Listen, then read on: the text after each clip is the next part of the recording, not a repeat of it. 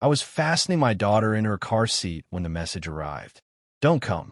Your sister needs a day without drama. Your daughter is too much. The car was already on. The airport was only 15 minutes away. I didn't cry.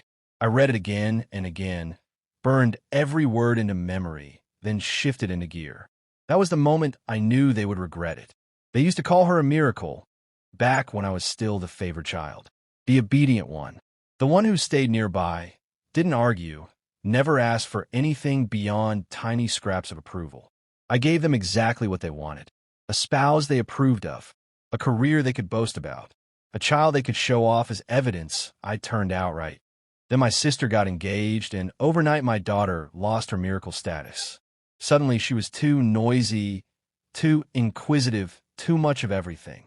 My parents began interrupting her while she spoke, hushing her, and glancing at me with that quiet disappointment I'd learned to dread growing up.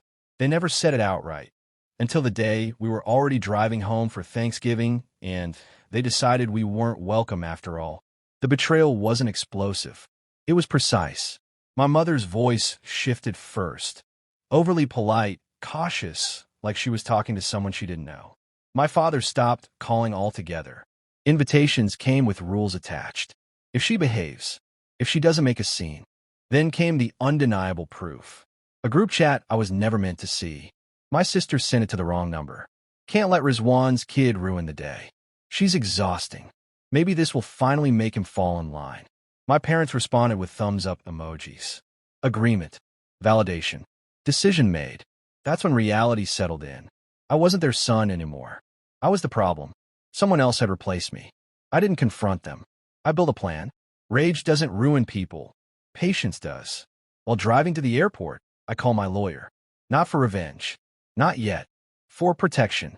My parents controlled the trust fund they'd promised me for years. Leverage they assumed I'd never question. I did.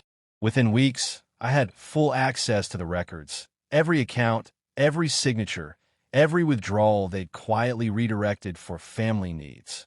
My father had been using my share to pay for my sister's wedding. They never expected me to look. I did. Then I waited. The fallout was silent. I legally froze the accounts, requested a complete audit, and sent certified letters to every wedding vendor. The venue, the caterer, the dress designer, each paid with money that was never theirs to spend. No jilling, no theatrics, just documents. My sister called first livid. What the hell are you doing? Making sure it's a drama-free day, I said, and ended the call. My parents called next. My mother tried guilt. My father leaned on authority. You're disgracing this family.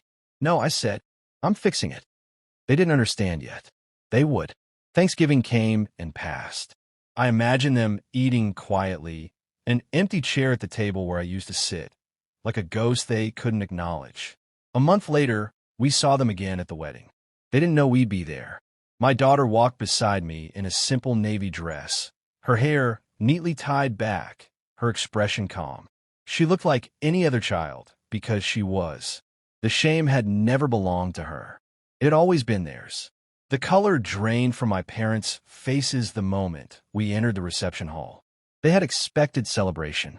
Instead, they were met with consequences. The venue manager approached them holding the same envelope I'd mailed weeks earlier. Legal notice. Misuse of trust assets. Immediate repayment required or the wedding would be canceled. My father's hands shook as he read it. My mother couldn't meet my eyes. Please, she whispered. Not today. I smiled. That's exactly what you said to me. They paid. They had no choice. Every vendor was watching. Every guest was waiting. Their perfect, drama-free wedding depended entirely on their public humiliation. My sister's fiancé leaned in, asking questions they couldn't answer. The truth spread quickly, like red wine, soaking into white tablecloths. By the time the ceremony started, my parents were no longer honored hosts. They were a warning. When the officiant asked if anyone objected, I stood. My daughter's hand was in mine, small, steady. I'm not here to stop the wedding, I said. I'm here to make sure it starts with honesty. Silence followed. Then understanding dawned across their faces. He knew who replaced him. It was never my daughter who embarrassed them. It was their own reflection. We left before the reception. No aplausos. Nora conciliation. Just a quiet weight of accountability settling over the room like dust. On the drive home, my daughter asked if we were in trouble. No, I told her. We're finally free. Justice doesn't shout. It waits.